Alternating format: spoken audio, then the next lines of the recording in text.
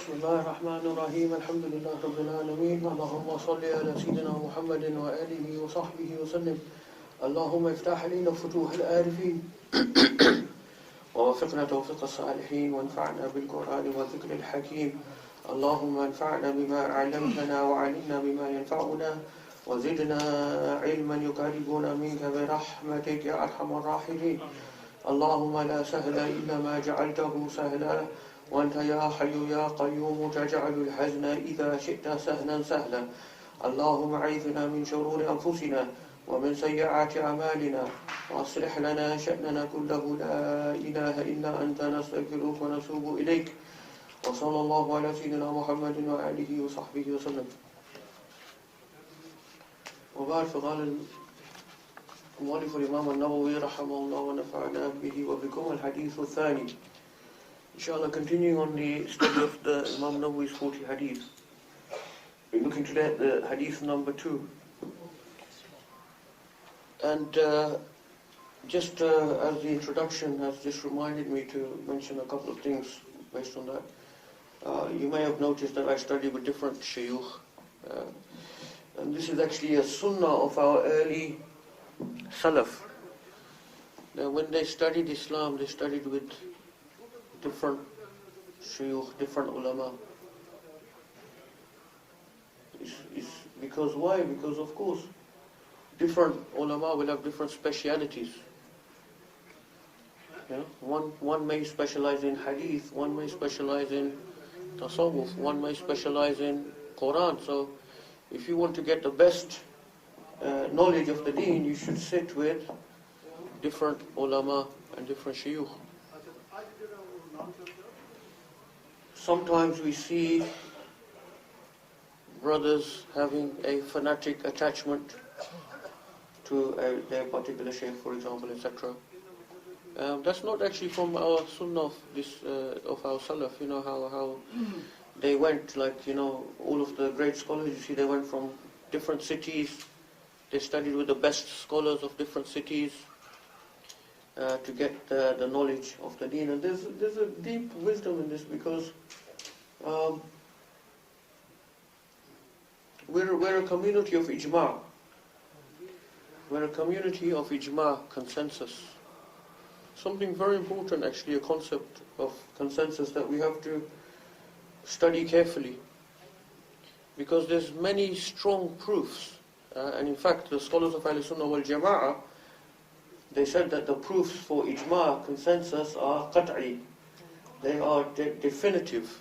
They're at the level of being definitive, meaning they're at the same strength as we find from the Quran or from the mutawatir hadith. That those hadiths which have come from multiple sahaba are called mutawatir. They're the strongest category of hadith. So what do we mean by ijma'? Because as there's many hadith, and many of the great sahaba as well have many statements regarding the fact that this ummah is protected from deviance and error. لا تجتمع أمتي على ضلالة is one hadith of the Prophet ﷺ. This ummah will never gather upon error. And also in a Sahih hadith in Al-Bukhari and others, the Prophet ﷺ mentioned that there will always be from this ummah a group that is upon the haqq, upon the truth. So the meaning of that is the same as the meaning of the other hadith. If you think about it, if there will always be a group upon the truth, that also means that we can never agree upon error. The Muslims will never agree upon something which is wrong, because there is always a group that would have the haqq, you see. So this is the concept of ijma', consensus. So that's how, there's a divine protection on this ummah. There's a divine protection on this ummah. The Muslims will never agree upon something which is incorrect or wrong, whether that be in aqidah or fiqh or in any aspect of the deen. So it's very important. That's one of the blessings of studying with different people, is to try to find the consensus. Any particular alim may have some opinions which may be incorrect. We don't believe that the ulama or the shuyukh are ma'soom, infallible. That's the realm of the prophets. So these are just a bit some slight extremes that we do find some Muslims. And one of the things I thank my teachers for, they didn't teach us that type of extreme. People like Shaykh Hamza Yusuf, they said, whatever good you learn from me, take it. Whatever you don't find good, then, it's from my own deficiencies. And that's, if you look at it, actually that's the way of the Salaf. Even the Prophet ﷺ, who the Quran said, وَمَا يَنْتِقُ عَنِ الْحَوَى, he doesn't speak from his own desires. إِنَّمَا هُوَ وَحْيٌ يُوحَى. It is nothing but revelation, what he speaks. But, despite that, in the Battle of Badr, we know, when the Prophet ﷺ was arranging strategy, one of the Sahaba asked him, Ya Rasulullah, is this from wahi? Or is this from your own sort of thinking, your own strategy? So think about that question. This was asked to the Prophet ﷺ. And he actually said, no, this is just from my own idea, my own strategy for this, So then the Sahabi then gave his own opinion.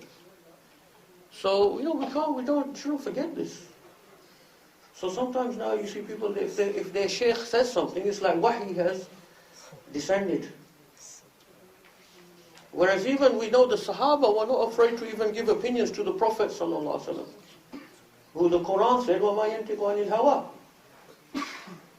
Because they said to him, is this from wahi or is this your strategy? In other words, if it is wahi, we submit. We have no say, the Sahaba have no say in the matter, if it is from wahi. And look at Sayyidina Umar radiallahu anhu, one of the greatest, the second greatest of all the Sahaba. The Prophet ﷺ said, if there was a Nabi after me, he would have been Umar. But look at the attitude of the Muslims that were around him. One day, Sayyidina Umar stood on the minbar and he said, if you see me going wrong, what would you do? One man from the crowd took out his sword above his head. And he said, Ya Amir al-Mu'mineen, we would straighten you with this. So, if that's the Sahaba, they didn't go to Sayyidina Umar and say, whatever you say is like wahi, we don't, so. This is quite important for Muslims to be aware. Yes, we must respect our teachers. We respect our shuyukh. We have full respect for their knowledge, and if we don't have knowledge, we accept what they say. But Islam has never been about just a blind submission as well. One day Sayyidina Umar radiallahu anhu, when he was Khalifa, he stood on the minbar, he gave fatwa. He said, because he felt that the mahar, the dowry, was getting too high in Medina. When the Muslims had started becoming wealthy, all the riches of Rome and Persia were coming into Medina.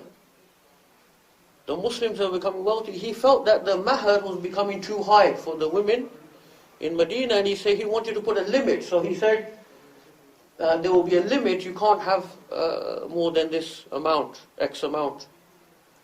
Now what happened? Actually a sister, a woman stood up from amongst the crowd. And she challenged him.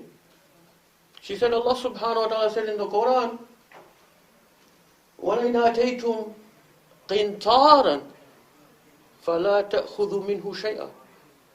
Allah said in the Quran regarding women, if you have given them a qintar, meaning a huge treasure, a huge amount of dowry, mahar, don't take it back from them.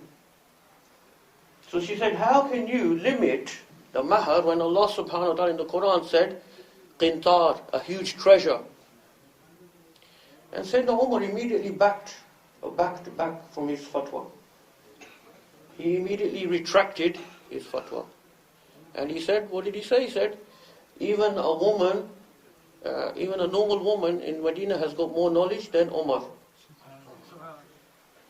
So this was the attitude of the Muslims towards, towards the great Sahaba. There's respect, there's love. But at the same time, it's very dangerous if we switch off our aql, because Allah subhanahu wa ta'ala gave us the aql as one of the greatest gifts that is given to human beings. So our job is to seek the knowledge of the deen, gain more and more knowledge of the deen, sit respectfully with our teachers and take the knowledge from them.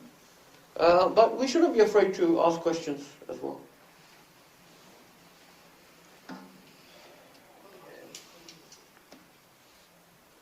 So I ask Allah to reward my teachers who gave me this understanding of Islam. Hadith number 2 is a famous hadith in which the Prophet ﷺ, and Umar radiallahu anhu, قال, this is from Sayyidina Umar radiallahu anhu, he said,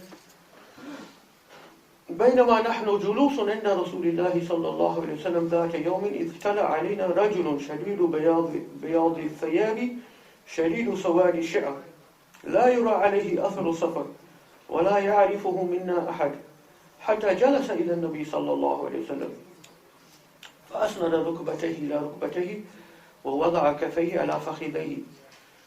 So this famous hadith, known as the hadith of Jibreel, took place at the time very close to the end of the life of the Prophet ﷺ on this earth. Very close to the end of his time amongst the Sahaba.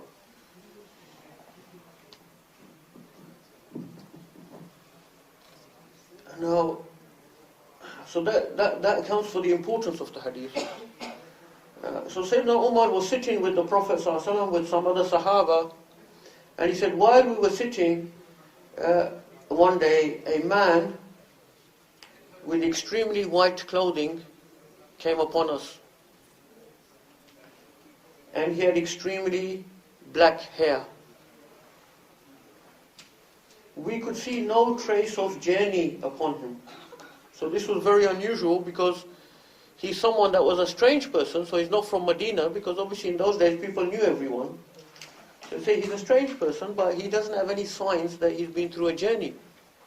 But he suddenly appeared from nowhere, dressed in bright white and dark black hair. So there was, quite a unusual occurrence. La ya'rifu minna ahad. None of us knew who he is. So where's he come from? Who is this person? He must have come from a journey, but we can't see any trace of journey on him. And then he sat in front of the Prophet ﷺ, and he said he attached his knees to his knees. So he was sitting in front of the Prophet ﷺ, and their knees were in contact. And he placed his hands upon his knees. And, according to most commentators, it means upon his own knees. Placed hands upon his own knees. Although it's not very clear, it could also mean the other. وَقَالَ يَا مُحَمَّدْ. He said, يَا مُحَمَّدْ صلى الله عليه وسلم, أخبرني عن الإسلام. Tell me about Islam.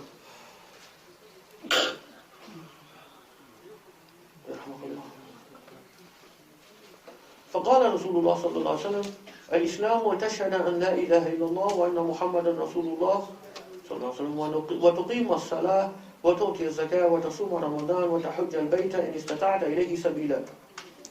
Islam is that you believe in Allah, you believe that there is no God except for Allah. You believe that Muhammad is the messenger of Allah sallallahu alaihi wasallam. You establish the prayer, you give the zakah, you fast Ramadan, and you make hajj if you are able to. If you are able to. قال صدقت فعجبنا له يسأله ويصدقه. Now the strange thing then happened. The man, he said, صدقت, you have spoken truly.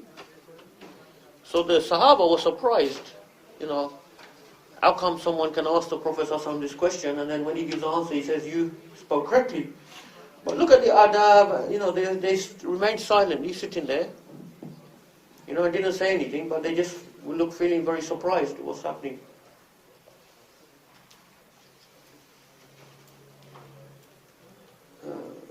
قال فأخبرني عن الإيمان. So then he said, tell me what is Iman. قال أن تؤمن بالله وملائكته وكتبه ورسله واليوم الآخر وتؤمن بالقدر خيره وشره.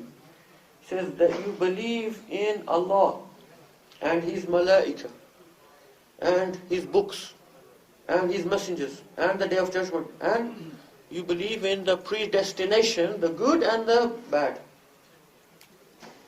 قَالَ صَدَقْتَ. Once again the man said, you spoke truthfully, and so they were surprised, but they still remained silent. قَالَ فَأَخْبِرْنِي عَنِ الْإِحْسَانِ. Then the man said, tell me what is ihsan, excellence. قَالَ أَن تَعْبُدَ اللَّهَ كَأَنَّكَ تَرَاهُ فَإِن لَمْ تَكُنْ تَرَاهُ فَإِنَّهُ يَرَاكَ. The Prophet ﷺ said that you worship Allah as if you see Him. And if you do not see Him, then surely He sees you. قَالَ فَأَخْبِرْنِي عَنِ السَّاعَةِ. He said, then tell me about the hour, the last hour, the day of judgment. قَالَ مَا الْمَسْئُولُ عَنْهَا بِأَعْلَمْ مِنَ السَّائِلِ. The Prophet ﷺ said, the one who is questioned doesn't know anything more than the questioner.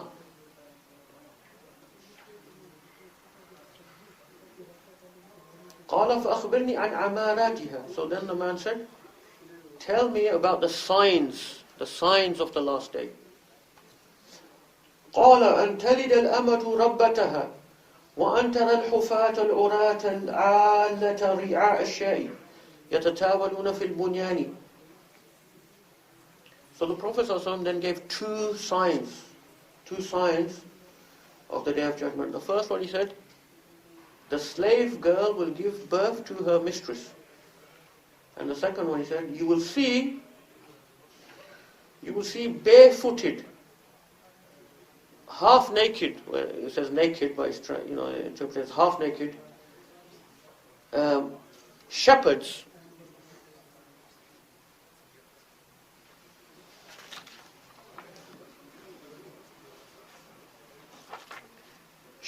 Poor shepherds,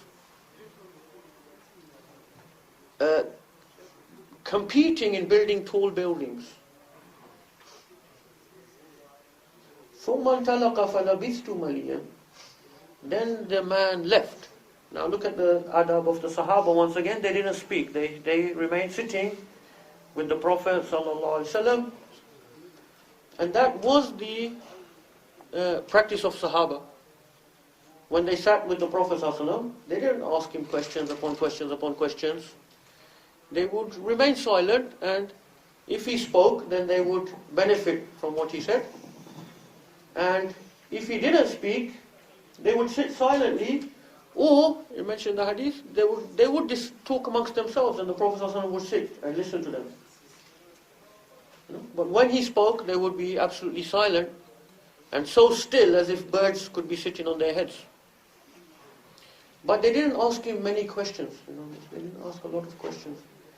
They used to get very happy when a Bedouin or someone came from outside of Medina and started asking the Prophet ﷺ questions. They used to get happy because now, they could hear the answers that were given. And once again, this is part of the adab of studying the sacred knowledge. For students of sacred knowledge, it's best not to ask lots of questions when you're sitting with your teachers. You study step by step through different texts, and you build up your knowledge slowly. If you just start firing lots of questions from all directions, you will never get through your systematic study of the deen. So often, students of knowledge as well, when we sit with our teachers, we don't ask too many questions, and we get happy when someone comes who's not a student of knowledge, just a normal person, and he starts asking questions to the Shaykh, because that then allows you to benefit as well. So then the man left, and Sayyidina Umar said, I sat along for some time. And then eventually the Prophet ﷺ said, ثُمَّ قَالْ يَا عُمَرْ أَتَدْرِي مَنِ السَّائِلِ. Oh Umar, do you know who the questioner was? قُلْتُ اللَّهُ وَرَسُولُهُ أَعْلَمُ. Said, Allah and His Messenger know best. So you see here, there's no question of any type of shirk in these type of statements. Allah and His Messenger know best. If this was not said by the great Sahaba, people today would probably have accused us of shirk for saying something like that. But no, of course not. This is how the Sahaba used to speak to the Prophet ﷺ. and there is no question of any type of shirk involved. Allah and His Messenger know best. When the Prophet ﷺ used to call them, they used to say, Fidaka abi wa ummi ya Rasulullah. May my mother and father be sacrificed for you, O Messenger of Allah. No question of any type of shirk. This is just a normal respect that you show to the Messenger of Allah sallallahu alaihi wasallam. So, قال فإنه جبريل أتاكم يعلمكم دينكم. He said this was Jibreel, he came to teach you your deen. Rawahu Muslim, narrated by Muslim, is Sahih, and mentioned in other books as well. But it's sufficient for Imaam an-Nawawi to say Muslim here, because of those books, obviously Bukhari and Muslim have got a special status. If the hadith is there, he doesn't need to mention all the other books that they are mentioning, but it is mentioned in other books as well. So this then, the final statement shows us the importance of the hadith itself. That actually this man was Jibreel. Now this is quite amazing, because normally Sahaba, they didn't see Jibreel alayhi salam. Normally it's not easy for someone to see a malak, an angel, with their eyes. Very difficult. In fact, once it's narrated that Al-Abbas radiallahu anhu, the uncle of the Prophet ﷺ, he was saying to the Prophet ﷺ, please let me see Jibreel. I want to see Jibreel alayhi salam. And the Prophet ﷺ was actually saying to him, no, you can't, you won't be able to. But because he was his uncle and one of the most beloved people to him, because don't forget Al-Abbas and Hamza, they were both uncle of the Prophet ﷺ, but they were the similar age to him. So they had grown up together, and so they were very, very close. And he insisted on him, show me. So then the Prophet ﷺ said to Jibreel, show yourself to my uncle. And when Jibreel showed himself, Al-Abbas fainted. And he fainted because of the vision of a malak. It's not something easy for a human being. So this is why the prophets normally, they're able to see malaika. So this shows, this hadith took place towards the end of the time of the Prophet ﷺ amongst the Sahaba, and these great Sahaba was there, Sayyidina Umar. So they've seen now Jibreel, he's come and he's asked these questions. And the Prophet ﷺ, furthermore, he said, يُعَلِّمُكُمْ دِينَكُمْ. He came to teach you your deen. Your deen. What's a deen? Deen is Islam. So this means that within this hadith is covered all the main areas of our deen. So that's why it's such an important hadith. Because first of all, it's covering all of the areas of our deen, summarizing them. And secondly, because it happened towards the end of the time of the Prophet ﷺ, shows us that this was the completion of the deen as well. So let's look at, in more detail, inshallah, the various questions that were asked and the answers that were given. What time did we start? Did anyone know the time when we started? 11:30. We started 11:30. The class is for 45 minutes, so inshallah we will finish on time, and then we can carry on tomorrow, inshallah, if we need to. The first question was, what is Islam? So the Prophet ﷺ mentioned the 5 arkan, 5 pillars. Believe that there is no God but Allah, and Muhammad is Messenger of Allah sallallahu alaihi wasallam, and the 5 pillars of Islam. So this is what we study under the science of fiqh. This is what we study under the science of fiqh, which is to do with these 5 pillars. How do we pray? How do we do salah? How do we do zakat? Etc. So this is the outward practices that we have to carry out. The second question he asked, what is Iman? He said, to believe in Allah and His malaika and His books and His messengers and the Day of Judgment and the qadr, the good and the evil. So the Iman, the belief. So actually Islam comes before Iman. Islam is a level and Iman is a higher level. This is very clearly actually mentioned also in the Quran, in the Surah Al-Hujurat. When some of the Bedouins, they came to the Prophet ﷺ and they had just become Muslim. And they said, Amanna, we believe in this religion. And Allah subhanahu wa ta'ala said in Surah Al-Hujurat, La taqulu amanna, don't say you believe, but say, Qulu aslamna, say you have submitted, you have become Muslim. In other words, yes, you are now doing the outward practice, you are doing the prayer, you are paying the zakah, but Iman has not entered your hearts. That's what the Quran says. The Iman has not yet entered into their hearts. So this is a clear indication that Islam and then Iman is the higher stage. Iman is when we truly believe in these things of the ghaib. So these aspects are also come right at the beginning of the Quran in Surah Al-Baqarah, where Allah subhanahu wa ta'ala says, أعوذ بالله من الشيطان الرجيم ألف لام ميم ذلك الكتاب لا ريب فيه هدى للمتقين الذين يؤمنون بالغيب. They believe in the unseen. So this is the Iman part. We believe in the unseen. What does it mean unseen? Means things we can't see with our own eyes. The greatest of that is Allah subhanahu wa ta'ala Himself.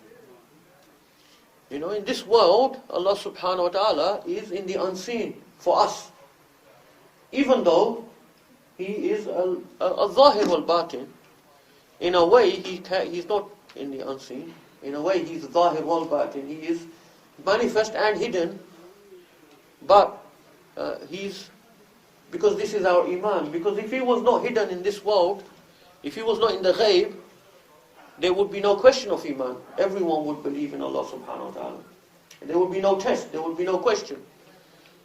If everyone saw Allah subhanahu wa ta'ala, there's no question of some people being believers and some people being kuffar. So this is why in this world, Allah subhanahu wa ta'ala is الَّذِينَ يُؤْمِنُونَ بِالْغَيْبِ وَيُقِيمُونَ الصَّلَاةَ وَمِمَّا رَزَقْنَاهُمْ يُنْفِقُونَ. They establish the prayer and they spend of what we have given them, in other words, zakat and extra sadaqah. So then Islam is there in the right at the beginning of Surah Al-Baqarah. Iman, and then Islam is mentioned, these practices. وَالَّذِينَ يُؤْمِنُونَ بِمَا أُنزِلَ إِلَيْكَ وَمَا أُنزِلَ مِن قَبْلِكَ وَبِالْآخِرَةِ هُمْ يُوقِنُونَ. And there comes ihsan as well. Yuqinun, they have got yaqeen, they have got certainty in the akhirah, in the next world. So we can see a parallel between that and the first few ayahs of Surah Al-Baqarah. So this is Islam, the practice of the deen. Now, we have to remember, as I mentioned yesterday about, we need to remind people what it means to be human beings. A couple of weeks ago I had a dream of one of my teachers saying that to me in a dream, that we have to remind people what it means to be human beings.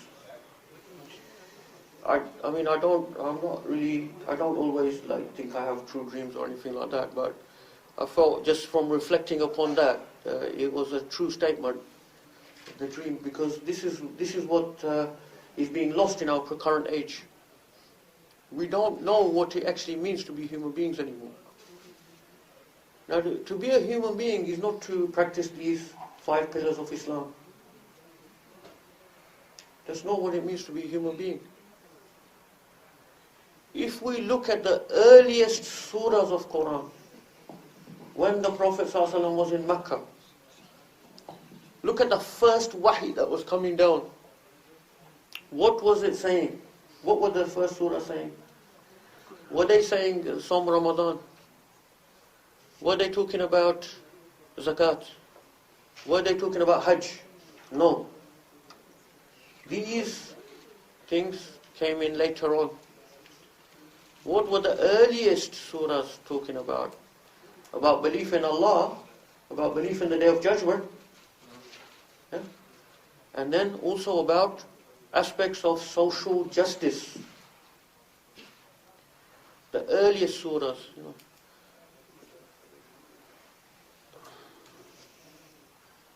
about feeding the miskin. لا تحاضون على طعام المسكين. You don't look after the poor people in your society. You don't look after the orphans. The people who have got no parents to look after them, no father to look after them in your society, you don't look after them. These were the first things that Islam was teaching. The first things. Before any of these other things. This is actually what it means to be a human being. This is what it means to be a human being that we've forgotten.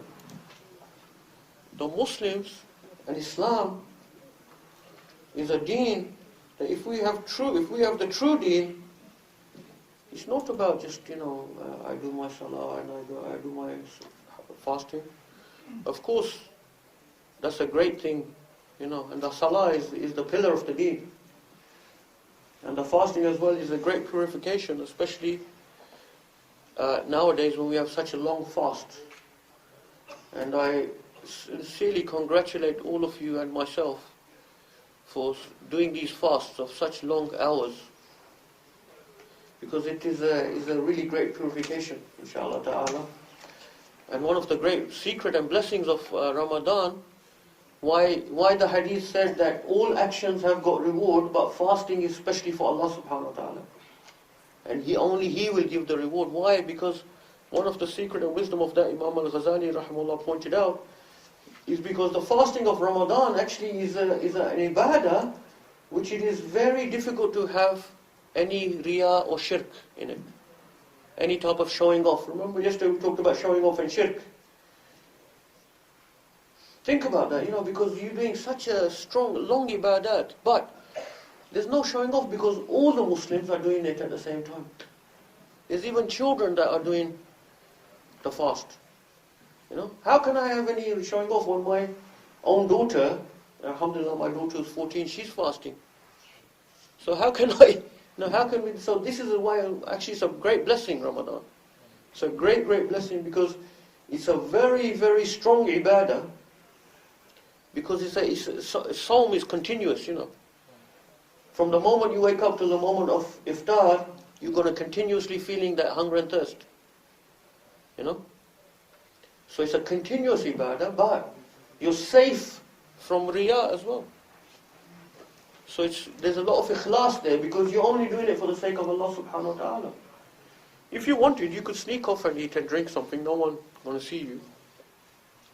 So the people who are keeping the fast, may Allah subhanahu wa ta'ala accept our fasting from us. This is important, but what I'm trying to say to you is Islam, if we get to the true core of this teaching, is not just about these aspects, because we have to look at the early revelation, the early surahs of Quran that came in Mecca.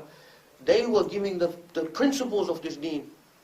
Why is this religion different from what was happening already? The mushrikeen. Why? Because the Sahaba, they were now saying, no, we have to take care of the orphans within the society. We have to take care of the poor people.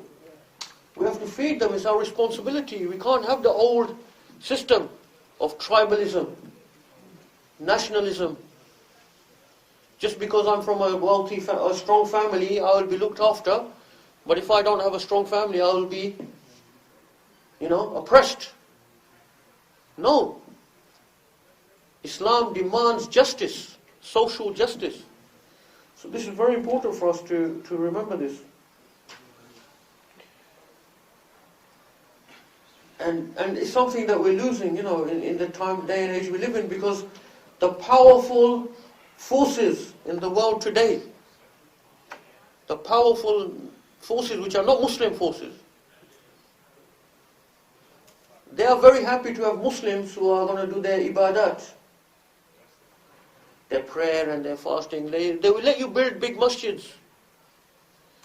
Yeah? But as long as you don't challenge their oppression and their injustice that they're perpetrating around the world. Because it's now a global order. It's a global government almost. And we're not saying this, they themselves are proclaiming this. New World Order, as they call it. We didn't say that. They said it themselves. They're telling us we have got a new world order. This is a global economic system. This is a global, government. The first person to announce that publicly was George Bush Sr., if anyone remembers him, when they had the first Gulf War. And they got all the different countries together to go and bomb Baghdad, one of the greatest cities of the Muslim world, which we've forgotten our own history. They bombed Baghdad, and they showed us on our television screens how they were bombing Baghdad, and we were sitting there eating our biryanis and watching it on television at the same time. So we've forgotten our history. So then that's the first time they proclaimed, George Bush Sr., on television, we are now seeing the emergence of a new world order. And it was secondarily then proclaimed again by Gordon Brown, the Prime Minister of this country, if anyone remembers him. He's probably not a very memorable person, so I wouldn't be surprised if you can't remember who I'm talking about. At the time when, after the banking crisis, when they got all the leaders of the world together in France, and they made these plans of how we're going to sort out the world economy, which is on the verge of collapse. And Gordon Brown once again triumphantly declared, yeah, we're seeing, look at this new world order we have, how we can get all the nations of the world together. So these are the powerful forces at work. They're very happy with a Muslim who is confined to his ibadat. But they won't be happy with a Muslim who is embracing the core teachings of this deen, of social justice. That we can't ignore what's happening to people around the world, whether they be Muslim or non-Muslims.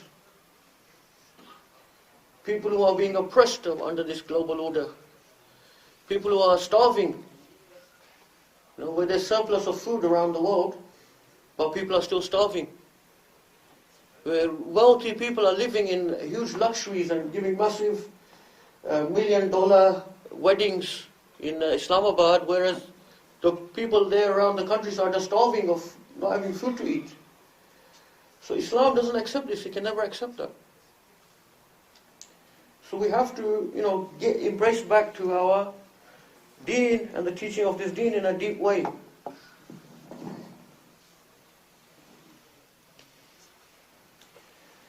So that's Islam. And then Iman, the Prophet ﷺ mentioned to believe in Allah. If Allah was, so I mentioned that already, to believe in the Malaika and the books. So we believe in all the books that came from Allah subhanahu wa ta'ala. The Quran is the final revelation which has not been changed. The previous revelations have been changed. But it's quite interesting if you compare the stories of the prophets in the Quran and you look at the Bible, for example. There's quite a lot of similarities. Like the story of Musa alayhi salam. If you look at that in the Quran and you look in the Bible, there's probably 80%, 90% concordance. So it does show us actually that those revelations are still quite intact. But we know for sure they have been changed and corrupted, so we can't really be reliant upon them. We can't be sure of what has been changed and what is still. The only way we know is if it was verified by the Quran or the Prophet ﷺ, then we know that it is correct from the previous scriptures. And we believe in all of the messengers of Allah subhanahu wa ta'ala. I think if we reflect upon this, actually, it's a great strengthening of our Iman. That the Prophet ﷺ didn't just come from nowhere. He didn't just come out of the blue and come with something completely new. Actually, this is a very, something I've looked into and thought about. It's very strengthening for our Iman that we see the previous prophets and the same teachings that came before. From Musa alayhi salam, Isa alayhi salam. We still have those books, the Old Testament and all of that. That they're teaching there's one God, there's a day of judgment, there's Malaika. This is a great boost to our Iman, actually. That, the Prophet ﷺ was the end of a chain He didn't bring something new. He came simply to verify the previous teachings and to correct those things that had been changed from the previous teachings. And it's amazing if we look at the fact, the historical fact, that there were so many Jews in Medina. There was 3 Jewish tribes living in Yathrib. What were they doing there? What were these Jews doing living in Yathrib? It was the name of Medina before the time of Islam, was known as Yathrib. Why was there so many Jews living in Yathrib? Have we ever reflected upon this? And living in Arabia nearby, in Khaybar and these places. Why? They were there for a reason. They were there because they knew the final prophet is going to come to that town. They knew that the final prophet that is going to come to that particular town. That's why they had come there and settled there, and they were waiting for him. And they used to boast to the Arabs. Soon the final prophet is going to come. And when he comes, we're going to take over all of you lot. Why? Because they assumed that he was going to come from the Jewish race. That was the incorrect assumption that they had, because they forgot that Ibrahim a.s. had another son, Ismail. That didn't cross their mind, you see. So it's very strengthening for our Iman to reflect upon these facts that, there was a whole historical build-up to the Prophet ﷺ coming. They knew, because the Quran says, يَعْرِفُونَهُ كَمَا يَعْرِفُونَ أَبْنَاءَهُم. These Jews, they know this Prophet ﷺ as just like they know their own sons. They had a full description about him. A lot of it they hid in later, and a lot of it has been lost. And a lot of it they hide till today. Information they had. They had not only information about the Prophet ﷺ, they had also descriptions about his 2 khulafa, Sayyidina Umar and Sayyidina Abu Bakr. They had all of this knowledge, because, the few of them that did convert, like Abdullah ibn Salam, they told the Muslims, we have all these descriptions, we have this information. So that's why the Quran said, يَعْرِفُونَهُ كَمَا يَعْرِفُونَ أَبْنَاءَهُم. They know him, they know the Prophet ﷺ just like they know their own sons. And in fact, one of them said, we know him better than our own sons. Because in our own son we might have a doubt. Maybe my wife cheated on me. So they knew exactly who he is. And you know the story about the 3 questions they asked him as well. When the Quraysh came from Mecca to Medina, because they said to the Jewish rabbis, you people have got knowledge of the books, and you people have got knowledge of the prophets. We don't know much about this. How can we find out if Muhammad is telling the truth, that his claim is true? So those Jewish scholars, they gave them 3 questions. Go and ask him these 3 questions. Because no one but a prophet can answer these 3 questions. So they came back to Mecca and they asked the Prophet ﷺ, and I won't go into the full story, but then after a period of time, Jibreel came and gave the answers to these 3 questions, and it's recorded as a revelation of the Quran. So this is something, to believe in, we don't just believe in the Prophet, we believe in the messengers before him. That's the beauty of this ummah, the great honor that this ummah has been given. We're the final community. It's said by some of the scholars that on the Day of Judgment, there will be some prophets that will have no followers. There are some prophets that have no followers. And it will be the ummah of Sayyidina Muhammad ﷺ that will testify for them. We will be the ummah that will testify for them that they were a true prophet from Allah subhanahu wa ta'ala. Because we believe in all of the prophets and messengers. Inshallah, we'll leave it there. Tomorrow, inshallah, we'll finish off the explanation of this particular hadith. Of course, it's such a huge hadith that we can't, we could spend the next 10 days because it actually covers all the teaching of the deen. But inshallah, we'll try and finish it tomorrow and then move on to hadith number 3, where Allah subhanahu wa ta'ala give us tawfiq. Ask Allah subhanahu wa ta'ala to accept our teaching and our studying. Ask Allah subhanahu wa ta'ala to accept our prayers, our taraweeh, our fasting, qira'atul Quran, our i'tikaf. We ask Allah subhanahu wa ta'ala give tawfiq to the brothers who are arranging the affairs of this masjid. May Allah increase them, and may Allah give tawfiq to all the rest of the community to help them in their righteous endeavors that they are taking place. جزا الله عنا سيدنا محمد صلى الله عليه وسلم وأهله جزا الله عنا سيدنا محمد صلى الله عليه وسلم وأهله جزا الله عنا سيدنا محمد صلى الله عليه وسلم وأهله سبحان ربك رب العزة عما يصفون